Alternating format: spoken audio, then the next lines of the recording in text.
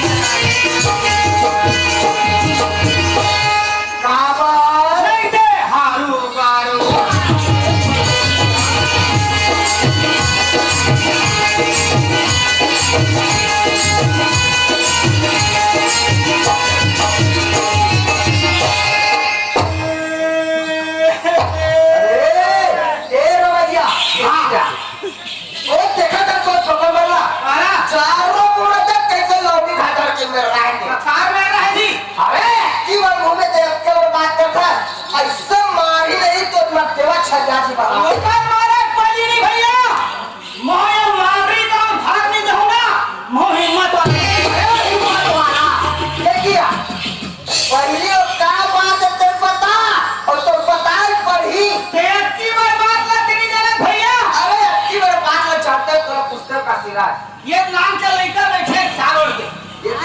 ये भाषा जाना कैसे मैं बता था मने सुन हाँ अजी चुम चुम ले राहे तेरा ये तो रामायण है भाई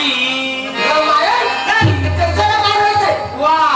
हमार मेकअप रूम करा था ना हाँ। वो घरे आसाराम साहू घर वो तो आसाराम साहू घर है भाई तब ओकरे घर ना छठी होई से हाँ छठी कैसे तब दोनों भाई बना ली से वाह रामायण की घर के आगे होए रामायण तो चुम चुम ले लाल कपड़ा पहनाए के का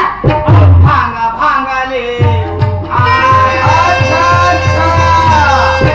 ओना तो पढ़े पे तो भारे लागी का मोर भाई कारिया कारिया दिखे मोरे भैया अच्छा वो कल लिखना भी था दादी अरे दोहा चौपाई सोठा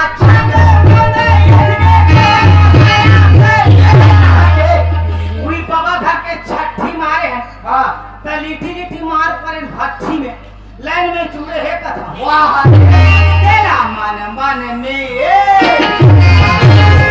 ई पत्नी भैया हाँ भाई बड़े बड़े ऋषि मुनि में ज्ञानी ज्ञानी बन हाँ संगवारी कौन हो पार नहीं पाई भाई सही बात है मोर भाई तमे थोड़ा बहुत पार पाले हो दाई वाह रे चूड़ा राती भर पाक न जान मेरे तेरा पाक पाके भागले देखा क्या हे अरे हाँ रात में तेरा पूछता अच्छा ये दुनिया संसार में सबसे ज्यादा का होते रे लड़का होते का होते ये क्या और लड़का होते तब का होते छठी कराते और छठी कराए बाद पर्रा धर के दारू पिया और सांझ को क्या कराते क्या कराते अरे रामायण ये दुनिया संसार में सबसे ज्यादा रामायण होते भाई सही बात जब हम घर उठाकर कथा पूजा कर रखा तब वो क्या करा था रामायण तो ये दुनिया संसार में सबसे ज्यादा रामायण रामायण ये शिवराज भी बात में कहा था सारा बोले भी हमार पारा नहीं भैया बतावा था भी बात ना ये भाई शिवराज हाँ ये जो बैठे थे मन कोरे तो दाई दूल्हा है कोरे काय रे एक के तो बाबू मार बाबू के तो फुफू मार फुफू के तो मसी मार मसी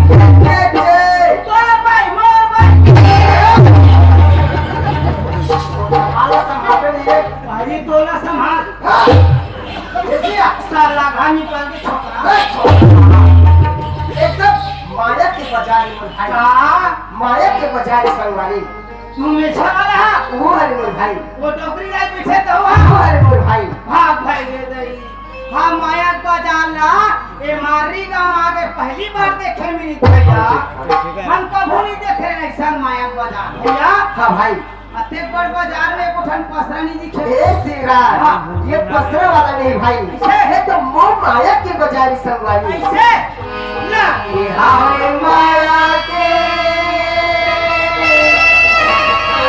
बाजारी माया की कभी झूला ना